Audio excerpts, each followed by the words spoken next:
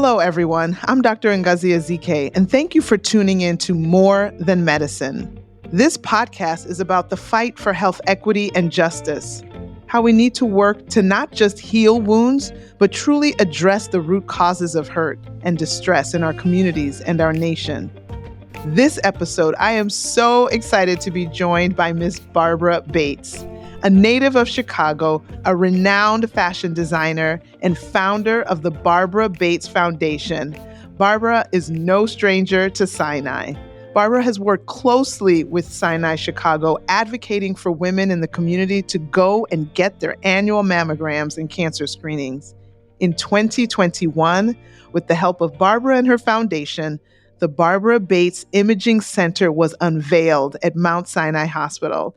Miss Barbara, thank you so much for joining us today. It's my pleasure to be here. Thank you for having me. I'm honored. Of course, of course. So I often like to start by just inviting our guests to tell our listeners a little bit about themselves and how they got started in their career. Could you start off with that? Yeah, sure. I grew up on the west side of Chicago, not really far from Sinai at all. And I was always interested in fashion. In my day, Barbie dolls were the big things. And Barbie dolls had like packages of clothes that you could buy too. So I really just loved the clothes more so than the dolls. So I always knew that I wanted to be involved in fashion some sort of way. I thought it would be working at a really cool boutique. I never thought that I would be doing exactly what I wanted to do because I wasn't taking the steps that, to go to school, to learn fashion design, sewing, all that. I didn't have that kind of tenacity to do that. I just thought I'd just like to like shop for clothes, for clients and have them in a boutique. And so that was like what I aspired to do. It didn't work out that way. It worked out actually exactly the way that I wanted it to. And it was pretty much like happenstance. I didn't really plan it. But all through high school, I would wear my own designs and I'm on the best dressed senior in my senior class. Then, as I started working in corporate America, I would wear my clothes to work, and people would ask where I got them from. I would say I designed them. Then I started selling clothes to friends at work, meeting them in the restrooms, the bathrooms, at break time, bringing the stuff back for them to purchase on the 15th and 31st, those wonderful paydays in corporate America. Then I had the opportunity to start my own business. And so I just like, kind of flying by the seat of my pants, just, started with the clients that I had, the friends that I knew, and it was word of mouth. We didn't have social media. In 1986, it was pretty much if you were doing something and somebody appreciated it, they liked it, and they told other people. I was the original influencer, back in those days that got people excited about the custom things that I was doing.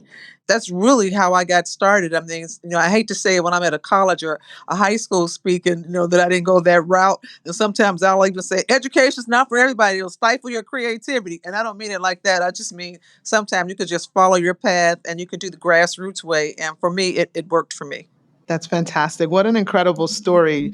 The OG influencer who got her name out there without social media, just a very organic process. Congratulations on all of your success and really carving out your own path. So I know you're from the area. So how did you actually become involved with Sinai? That was also this just happened, to happen. I was diagnosed with breast cancer in 2009, and my pastor is a physician at Northwestern Hospital, and he like took me by the hand and got me over to the hospital to see what was going on, where I was at with it. And for me, it was just a huge like surprise because I had no information about breast cancer really. My education was women with big breasts got breast cancer, white women got breast cancer, or if you've had cancer in your family, then you're prone to breast cancer. So I was not getting regular mammograms. I had probably only had one or two mammograms in my lifetime at the age of 52. So I was like shocked to hear. I felt the lump. I went to the doctor when they said you have breast cancer. After my, year and a half long treatment, because I just thought breast cancer is so prevalent and nobody talks about it. And at this point, Robin Roberts had just come out with her story. So I was just a few months behind her. And I just thought, it's just like so prevalent, but people don't know because they don't have the right information. I consider myself intelligent, but I really wasn't doing the right thing. And even when people, like friends of mine, heard like from social media, like models I use, they would come to me and say, "Oh, I'm a 3-year survivor." Or somebody would come, "Oh, my aunt had it." So many people were coming and telling me that they had it. I thought this is really prevalent, but nobody talks about it. Like, how come they don't? So I decided to have a fashion show just to bring about awareness. And for the fashion show, I wanted to use all models who were breast cancer survivors. So my treatment was at Northwestern. My doctor at the time over at Northwestern set it up for me to use one of their huge conference spaces to give the fashion show. And I gave my first fashion show there probably in like 2011 with all the models being breast cancer survivors. And the money that we raised, which was for me, the most money I had ever raised for one event was like a $50,000 check. And, as I was about to hand that check over to Northwestern, I thought to myself, you guys have a whole lot of money. This probably means nothing to you. And so I think it should go to an inner city hospital. And I actually live across the street from Sinai, like on the other side of the park. When you live in a neighborhood and there is the neighborhood hospital there, you don't take them seriously, or I didn't. I won't speak for other people. I'm going to say how I felt. Sinai was the hospital that I rode past, and I was like, if I ever get sick, keep taking me right on downtown. I don't want to come over here to the hospital because it was the hospital that you heard about everybody. So and so came there with 15 gunshots and he died. So and so went there with his head cut off and he died. It was the hospital that you heard about, bad things. So it's like, that's not the hospital that I want to be at. I want to go to one of the muckety muck downtown hospitals. And so when I was actually asked by someone to come over to Sinai to just, see what we're about, that was my introduction. There was someone who worked there, it was Deborah Wesley. They invited me to come to Sinai. I sat in on just some incredible meetings that gave statistics about what the hospital was about. And I just happened to even learn that the hospital once served a really influential community. And when that community left and it changed and it became an impoverished area, that Sinai decided to stay and keep their doors open. And I heard about the work that they were doing. And I just thought that that's the hospital that I want to pick. That's the hospital that's serving my community. That's the hospital that's serving me. So for me, it was a really eye opening experience. That was my involvement with Sinai. That's actually how I became involved with them. And that first 50,000 that I raised, I decided Northwestern couldn't have it, that it would go to Sinai to a program that was called Helping Her Live. And that's where the money went. That's an incredibly powerful story. I mean, first of all, you touched on many of the myths that are out there. There were myths out there regarding who gets breast cancer, not understanding that it's actually the most common cancer in the world, that 1 in 8 women will be diagnosed with breast cancer in her lifetime. So being able to raise awareness with $50,000, that was a lot of money in 2011. It's a lot of money now. It's such a big gift. And what it was working towards is really something that results in saving lives by increasing that awareness. And I also am glad that you were also able to debunk the myths about who Sinai is or was. We are world renowned, nationally renowned for saving lives and dealing with these very intense traumas. But, we're more than just trauma. And the incredible work that we can do around breast cancer and breast screening, you are helping make that possible. So thank you so much for the myths that you were able to debunk and this incredible seed money that you started off giving to us and that you've been continuing to share your talent through your fashion with us. Thank you. Thank you. So the continuation actually kind of came by my arms getting twisted behind my back. After the first 50,000 was given, then the president at the hospital at that time contacted me. I guess he thought that I was a true fundraiser, which I am not. That's not what I do at all. And he came to me with this offer, so to speak, that, thank you for the money that you've given us. If you could see to raise $500,000 in 5 years, we would happily name something after you, blah, blah, blah, blah, blah. So I was like, no thanks. $500,000, I don't even know what that is. I have no idea. And I just couldn't do that. And I wouldn't want that sitting on my plate. And he courted me for, a month or so, calling, asking, have you made up your mind? Have you made up your mind? But I just didn't think that was something that was doable. Then I got a phone call from him that said, I have a donor who was willing to donate half of that 500 in the way of 250 if you would say yes to this. And so I thought, wow, that puts me halfway there. And in 5 years, I'm sure I could probably raise 250. So, long story short, I ended up saying yes to that. We ended up raising probably twice that amount through grassroots fundraisers, the walk, fashion shows, selling candy, working in restaurants as waitresses, getting tip money. It was all very grassroots, I don't think any big checks came our way. I think McDonald's may have given us, to me, what was a big check, like a $5,000 check one year or 5,000 the next year. But it was really community. It was just all like small seed money that grew into bigger seed money. The fashion shows definitely did well, and the walk did well. And I saw that other people were really interested in it. So I did it for a few years until it was like paying off a bill. Like, I've got to get this bill paid off so they can leave me alone. In between that time, there were so many relationships that were made. People start saying that, oh, it's da da da da Barbara Bates, and then the word philanthropy, which just came from nowhere for me because that was not really my intention. I'm like really floored by what happened and all the people that came to my aid, but I didn't have a plan, a 5-year plan, because that's just not who I am. I don't operate that way. Well, that's phenomenal. I actually did not know that whole story. So I'm kind of floored by this story about how the project came about. And lo and behold, in November of 2021, the Barbara Bates Imaging Center opened up and it is newly renovated. It's beautiful, it's serene, it offers 3D mammography and oncology services. And, I got my mammogram there this summer and I just was seeing your name on the wall. Of course, I've met you many times. And was smiling, and the other women were like, "You're smiling so much," And I said, "I have a lot of reasons to smile, but I was definitely seeing your name on the wall and thinking about how I didn't know all these details, but now it's even more special." So thank you so much for that labor of love, even if it was grudgingly to start, but it happened, and it's a tremendous investment into the community. Thank you. Yeah, it did happen. And I still have to pinch myself about it. I don't know where I go from here. You guys have a job for me over there. I'd love to retire from here at some point and come work at the hospital. We've got you. That's not an issue. If you want to work here, I've got something for you tomorrow. Just let me know. Just let me know. So, what would you say in terms of what was lacking in the community surrounding Sinai that really made you think that women's health and specifically cancer treatment, that those services needed this kind of support that you've been able to offer? There's a huge need that's there. And just a small person like me, there's not a lot I could do, but I have a platform, a voice that resonates in the community. So if it has to be through fashion, then I use fashion to get out the word that once I've got your attention, okay, here's something else that you may want to connect yourself with. And it's being aware that breast cancer is so prevalent and that it really affects women of color.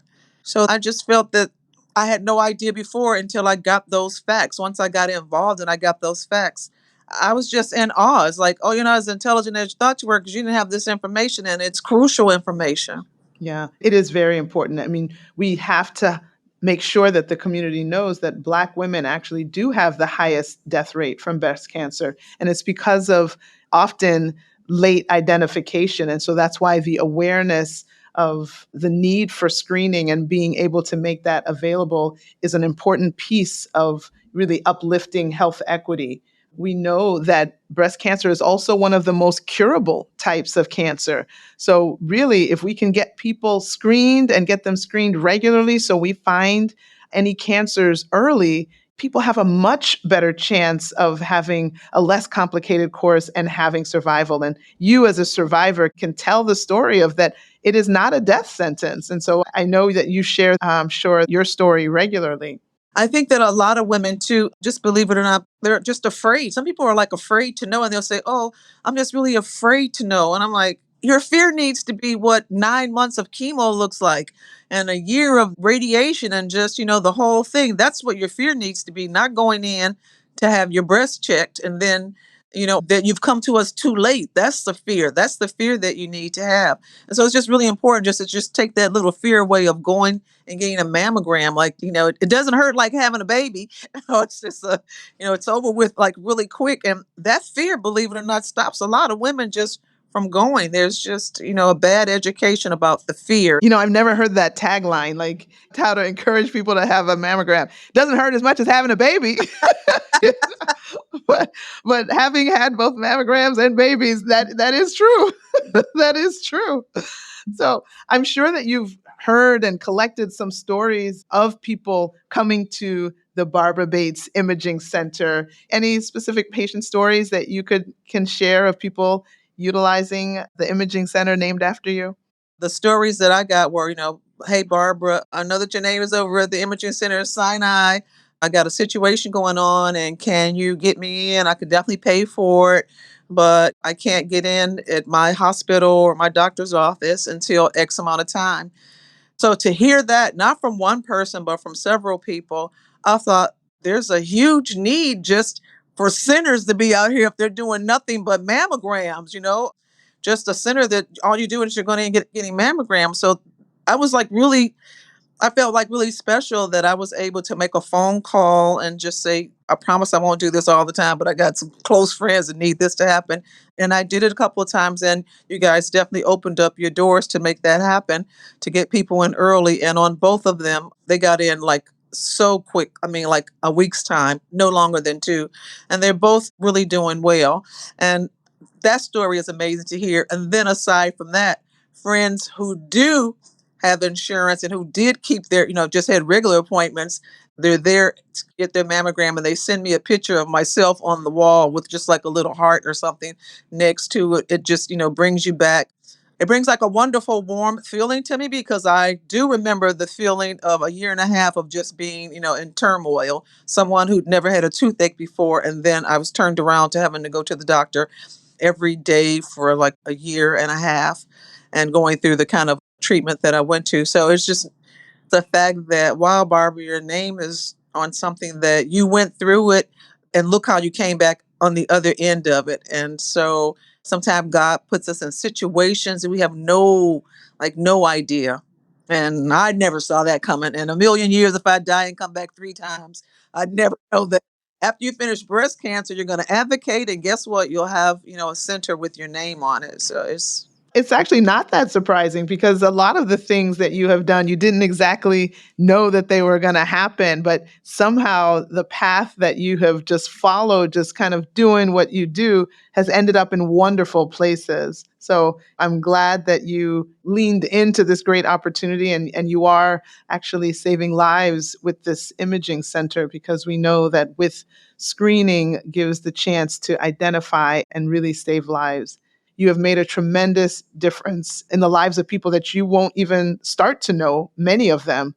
But that gift that you've given to us here at Sinai to be able to care for people is a gift that keeps on giving. So we are completely indebted to you. So as you continue to think about how you will innovate and continue to be a blessing, just as others are trying to thank you and bless you back, what would you say to anyone with cancer, given that you are a cancer survivor?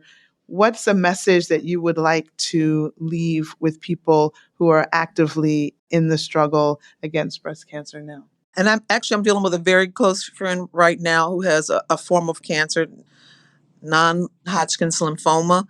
And when you start talking about cancer, it just comes from like all different places. But I just like to tell people that the medicine, that the treatments that they have out today, I'm a 13-year survivor, so they're far more advanced today than they were then. And the medicine is definitely like super, super important, but it's your frame of mind. It's where you are when you're going through your treatments. A lot of people have a great support system, but it's got to come from you. You got to just like really be, I'm not saying you have to be uplifted or upbeat, but you just have to have a good attitude. You just have to like dig down deep. I want the doctors will say there's a wonderful chance this is not terminal. You're going to live. You want to keep saying I'm going to live because it is not a death sentence. The doctors they know what they're talking about, but I promise you, it has so much to do with just where your mindset is. Like you can't just like stop living and you can't put yourself down in the dumps no matter what it seems like. And these aren't just like words that I'm throwing out or a cliche. I lived it so I know. I know that it's so important that your mindset has to be good. I would leave chemo and I would come to work. And I don't say it to get people like worked up, about, oh, well, you did that. I would come to work and if I were tired, I would go in my back room, put fabric on the floor, and I would just lay down. But I wanted to keep going because I didn't want to stop. I can think of 2 days that I came to work and I didn't feel good and I went home. But other than that, there were so many people that were giving me support and just myself. I just wanted to keep going. I wasn't ready to stop. And so mindset and medicine together that's like a 100%. That's a great lesson. It's not just about the medicines or just about your external support group. You also have to support yourself, and you got to claim that wellness and be in that right frame of mind and keep on keeping on. Those are great words of advice and a great way to end an incredible conversation with an incredible woman. I have to thank you so much, Miss Barbara, for sharing your story with all of us and for everything that you're doing and that you're continuing to do in supporting Sinai Chicago, supporting our patients, supporting our community. The Barbara Bates Imaging Center is truly a remarkable space. It provides state-of-the-art mammograms and breast imaging services. I am so excited for our continued collaboration in promoting breast cancer awareness and our shared mission of making sure that all women can get the care that they truly need. Thank you so much for this time. Thank you. And if I could just say one thing, it's a statistic that I know about, but the community may not know about. And it shocked me to my core. I'll read it a couple of sentences verbatim, but I just think it's so important. And it says that fewer than 10% of Sinai's 100,000 annual patients are privately insured. Last year, Sinai provided more than $50 million in charitable care for those who could not afford to pay, making Sinai Chicago one of the largest providers of uncompensated care in the United States. That is unbelievable. It sent chills up my spine. Thank you. And it's because of your kind of support that we can do that. So thank you. Thank you for highlighting that. Yes, we definitely won't close our doors to anyone. And it is so important that we don't, so that we can make sure that the care that everybody needs to live and survive and thrive is available. So thank you for being a partner in that, and take care. Thank you.